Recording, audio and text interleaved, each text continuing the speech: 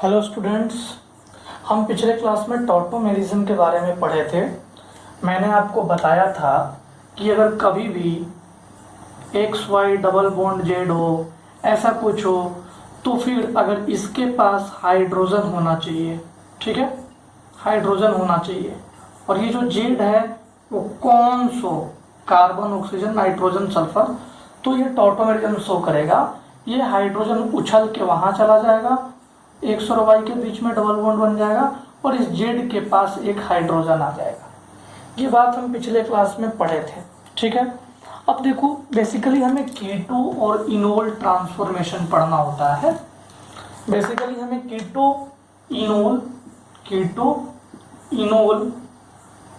Conversion पढ़ना होता है, कन्वर्जन पढ़ना होता है। तो देखो ये है क्या, देखो बच्चों ये है CH3 C double bond O CH3, ये तो कीटोन दिख गया। एल्डिहाइड भी अगर लास्ट में लग गया, कीटोन अगर double bond O last carbon पे लगा है तो एल्डिहाइड बन जाता है। अगर ऐसा हो तो अगर मैं ये देखो X Y double bond Z, ऐसे कंडीशन हो तो मैंने बताया था ये हाइड्रोजन उछल के यहाँ चला जाएगा और ये जो डबल बॉन्ड है वो मुड़ जाएगा। इसी को कहते हैं टॉटोमेरिज्म, डेस्मोट्रोपिज्म। देखो टर्निंग ऑफ बॉन्ड्स हुआ क्या, इसके पास अल्फा एच होना चाहिए। मैंने आपको अल्फा एच का कंसेप्ट दिया था। डबल बॉन्ड O के बाजू वाले कार्बन पे अगर हाइड्रोजन है तो उसको अल्फा एच बोलेंगे, नहीं है तो नहीं ये शो करेगा। इसके बाजू वाले है तो ये शो करेगा। अब मुझे बताओ मैं क्या करूँगा, COH कर दूंगा, यहाँ CH3 किसी एक साइड कर देंगे, डबल बॉन्ड CH2, इसका क्या करेंगे COH। क्या मैं इधर साइड कर सकता हूँ? बिल्कुल नहीं, क्योंकि इधर साइड डायरेक्ट हाइड्रोजन लगा हुआ है। डबल बॉन्ड CH2 और यहाँ H। ये बातें हमने आपको पढ़ाया था। हम कीटो इनोल कन्वर्जन पढ़ रहे हैं। क्या पढ़ रहे हैं बच्चों? Keto enol conversion. तो देखो आज बस छोटी सी बात आपको बतानी है, वो ये है कि generally ketones are more stable than enol. अब देखो ये इनोल कैसे हो रहा है। अच्छा इसका नाम क्या है? इसका नाम है प्रोपेनोन। दिख रहा है, 2 पे ON ही आया है, 2 प्रोपेनोन। तो आखिर इसका नाम क्या होगा? देखो 1 2 3 प्रोप 2 इन प्रोप 1 इन 2 ओल। तो देखो ये ओन से इन में गया, इनोल में गया, मतलब ओन को हम कीटो भी तो लिख सकते हैं। ये कीटो से इनोल में गया, समझ में आ गया। Generally ketones are more stable than enol, ये जनरली ऐसा होता है। लेकिन कुछ कुछ जगहों पे कीटोन से ज़्यादा इनोल स्टेबल होता है। उसी के बारे में हम कुछ एग्जाम्पल देखेंगे और आपको समझाएंगे कि ये कैसे हो रहा है। इसके बाद हमारा स्ट्रक्चरल आइसोमेरिज्म पूरा कंप्लीट हो जाएगा, फिर हम स्टीरियो आइसोमेरिज्म की तरफ बढ़ जाएंगे। ठीक है बच्चों, तो देखो generally ketones are more stable than enol. ठीक है, अब इनोल जो है, मान लो कि इनोल कब स्टेबल होगा, कब इनोल ज़्यादा स्टेबल होगा। ठीक है, ये हम जानना चाहते हैं। हम आपको बताएंगे कि कब इनोल ज़्यादा स्टेबल होगा। ठीक है, अब देखो मान लो कि एक हमारे पास एग्जाम्पल है डबल बॉन्ड O। ठीक है, ये क्या है? कीटो फॉर्म है। अगर मैं इसका इनोल बनाऊंगा तो क्या बनेगा, देखना जरा। ये डबल बॉन्ड O के बाजू वाले कार्बन पे अल्फा हाइड्रोजन, तो ये बॉन्ड टर्न हो गया और यहाँ का हाइड्रोजन ऊपर जाके यहाँ पे जो एक हाइड्रोजन था वो ऊपर चला गया और ये बॉन्ड इधर टर्न हो गया OH। देखो ये इनोल है, ये क्या है? इनोल। अब जरा ध्यान से देखिए और समझिए कि ये जो था ना, ये नॉन एरोमेटिक था। ये क्या था? Non aromatic. और जो ये हो गया ना, ये एरोमेटिक बन गया। तो जब भी कीटो नॉन एरोमेटिक हो और उसका इनोल एरोमेटिक बन जाए तो याद है वो जीओसी में जो मैंने पढ़ाया था, एरोमेटिक सबसे ज़्यादा, फिर एंटी एरोमेटिक, फिर नॉन एरोमेटिक। सबसे ज़्यादा क्या? एरोमेटिक, फिर क्या? एंटी एरोमेटिक, फिर क्या? Non aromatic. तो बच्चों इनोल क्या था? नॉन एरोमेटिक था। जैसे ही मैं कीटो जैसे ही मैंने इसको इनोल में कन्वर्ट किया, ये एरोमेटिक बन गया। जैसे ही एरोमेटिक बना, हम कह सकते हैं कि ये क्या है? ये ज़्यादा स्टेबल है। तो ये ज़्यादा स्टेबल है यानी कि 99.8% ये मिलता है और 0.2% ये मिलता है। इतना ज़्यादा ये मेजॉरिटी होता है। इसी चीज़ के बारे में आज हम पढ़ेंगे कि कौन ज़्यादा मेजॉरिटी होता है, कौन कम मेजॉरिटी होता है, कौन माइनॉरिटी में होता है। हम ये पता करेंगे कि क्या क्या चीज़ है जो इन्फ्लुएंस कर सकता है। अच्छा बच्चों, यहाँ तक लिख लो, लिख लिए? ओके बच्चों, अब देखो, अब देखिए एरोमेटिक और एंटी एरोमेटिक के बारे में आप जानते होंगे, मेरे अंदाज से आप अभी जानते नहीं होंगे, तो मैं अभी आपको समझा देता हूँ। एरोमेटिक वो कंपाउंड होते हैं जो साइक्लिक हों, दूसरा जो प्लानर हों, और तीसरा जो कंजुगेशन शो करे। कंजुगेशन का मतलब होता है रेजोनेंस। जीओसी में आपने पढ़ा होगा, जीओसी मतलब जनरल ऑर्गेनिक केमिस्ट्री। इसमें आपने पढ़ा होगा, नहीं पढ़ा है तो मैं पढ़ाऊंगा। जीओसी में आपने पढ़ा होगा साइक्लिक, प्लानर, कंजुगेशन, और इसमें टोटल 4n+2 पाई इलेक्ट्रॉन्स होते हैं कंजुगेशन में। कंजुगेशन का मतलब होता है मूवमेंट में पूरे साइकिल में 4n+2 पाई इलेक्ट्रॉन्स मूव करते हैं। एंटी एरोमेटिक में बच्चों यहाँ तक तो सेम होता है, बिल्कुल सेम होता है। जो लास्ट पॉइंट है ना, इसमें 4n pi electrons in conjugation में रहता है, कंजुगेशन में होता है। ठीक है बच्चों, अब इसमें एक नया चीज़ क्या ऐड होता है?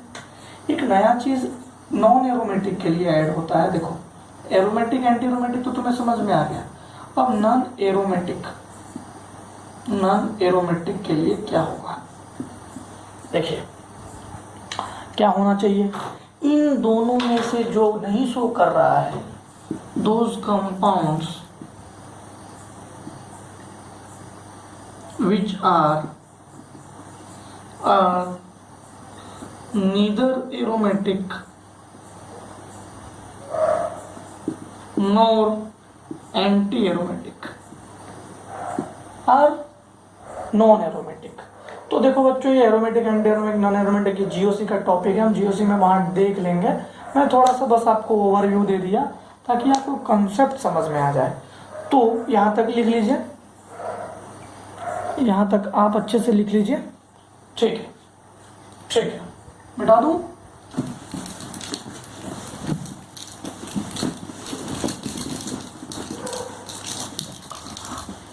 अब देखो होता क्या है कि स्टेबिलिटी जो है, देखो enol will be more stable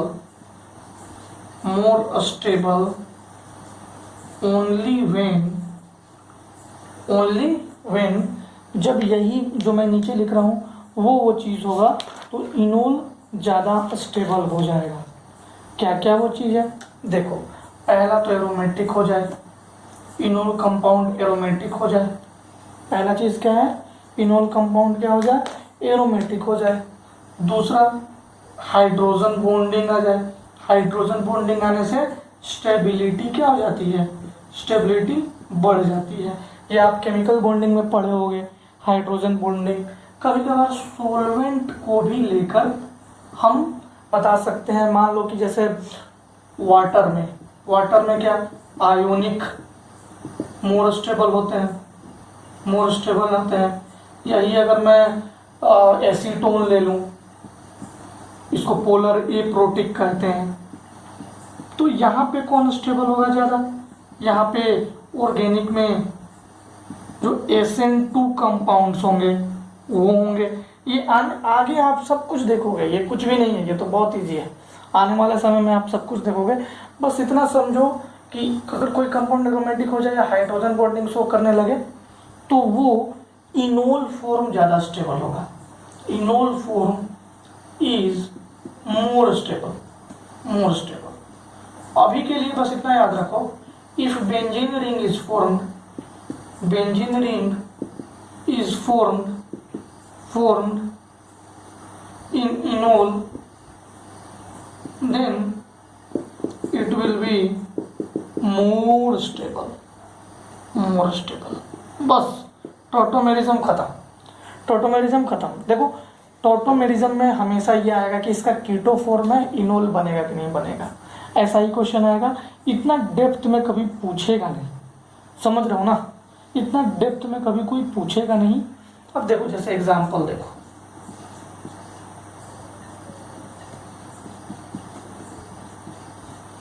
हमारे पास एक एग्जाम्पल है। ये क्या है? ये कीटो फॉर्म है।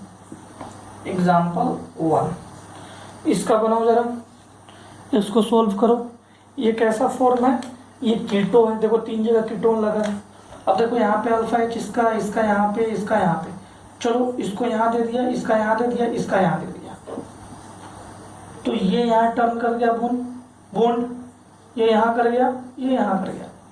जरा देखना, मैं बॉन्ड दे रहा हूँ, यहाँ दे दिया, यहाँ दे दिया, यहाँ दे दिया। अब सभी तरफ से OH वहाँ चला गया, वहाँ चला गया। तो देखो ये और ये में देखो, ये बेंजीन रिंग बन गया। जैसे ही तुम्हें बेंजीन रिंग लगेगा, enol will be more stable.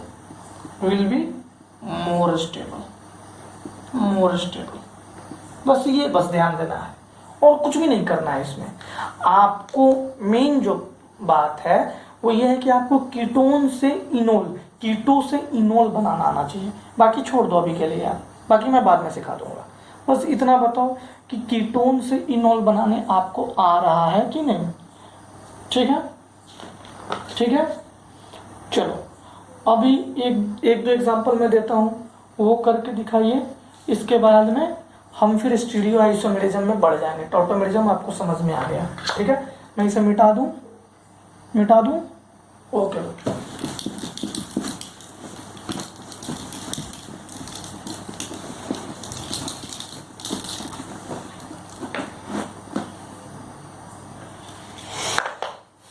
अब है हमारे पास अगर मान लो compound double bond O, example 1, example 2, example 3,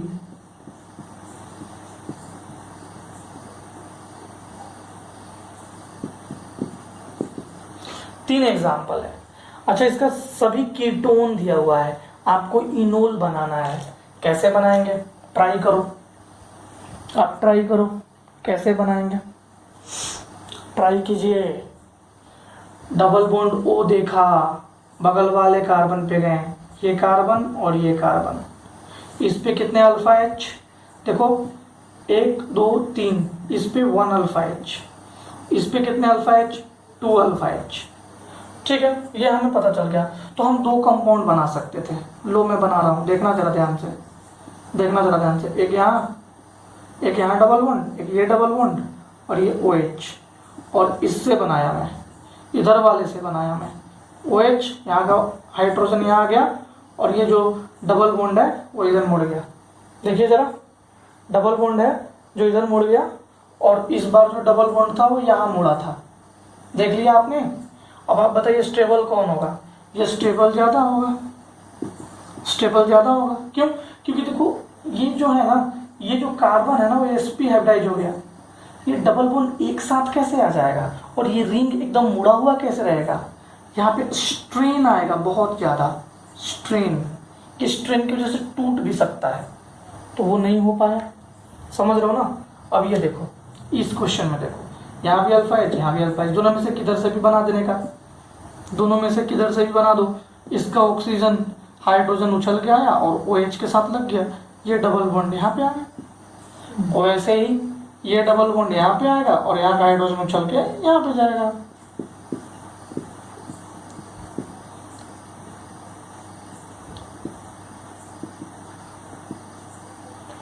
समझ गए होगे।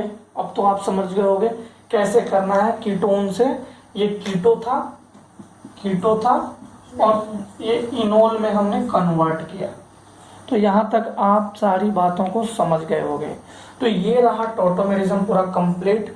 यहाँ पे हम लोगों ने स्ट्रक्चरल आइसोमेरिज्म पूरा कंप्लीट कर लिया है। स्ट्रक्चरल आइसोमेरिज्म में मैंने आपको क्या बताया। पहली बात, isomerism are those compounds which has same molecular formula but different in physical and chemical properties।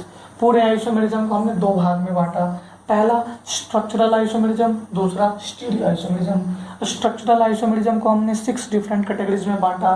कौन कौन सा था, chain, ring, functional, ring chain, tautomerism, metamerism, इन सारे पार्ट में हमने डिवाइड किया। फर्दर हमने क्या किया, फर्दर इनके डेफिनेशंस को पढ़े, सारे चीज़ों को पढ़ा हमने। फिर हमने एक प्रायोरिटी ऑर्डर बताया। मान लो कि कोई ऐसा कंपाउंड है जो पोजीशन आइसोमर भी, चेन आइसोमर भी, फंक्शनल भी शो कर रहा है, तो प्रायोरिटी ऑर्डर के अनुसार उसको हम किसको पहले देंगे। इन सारी बातों को हमने एक एक करके डिस्कस कर लिया। अब हम अगले क्लास से स्टीरियो आइसोमेरिज्म पढ़ेंगे। तब तक के लिए बच्चों हमेशा रिवीजन करते रहिए। कोई डाउट आए तो आप मेरे पास मैसेज करो। ओके बच्चों।